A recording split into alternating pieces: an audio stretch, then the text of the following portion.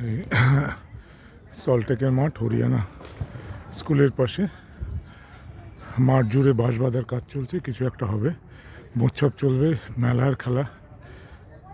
তারই একটাই এই ফুটবলের মাঠটায় গর্ত করে বাঁশ বাঁধা হচ্ছে। হ্যাঁ, মোচ্ছব হবে। এই গর্তে পা পড়ে গেলে পা মচকে যায়। আর এই যে আমাদের দেশ তৃতীয় বিশ্ব, এটাই থাকবে থার্ড ওয়ার্ল্ড হয়ে, কারণ এখানে চিপ লেবারের দরকার,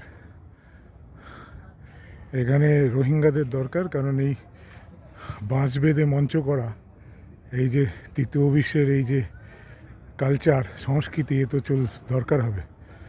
সস্তা লেবার, রোহিঙ্গা, বাংলাদেশি, এরা ছাড়া হবে কি করে? বাঁশ বাঁধা না বাঁশ দেওয়া হচ্ছে, ঠিক আছে? মানে এদের শিক্ষাও হয় না। দুদিন আগে মেসিকে নিয়ে যে কেচ্ছা হলো, খেলা নিয়ে যে এদের, হ্যাঁ, ছেলে খেলা,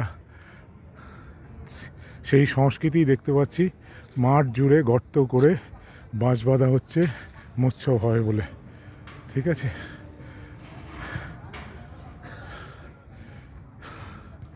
দেখে নিন, ঠিক আছে? আমি ডক্টর অরবিন্দ শীল, মাঠে দৌড়তে এসেছিলাম, এসে এই বাঁশ দেওয়া দেখছি। নমস্কার, এখানেই শেষ করলাম।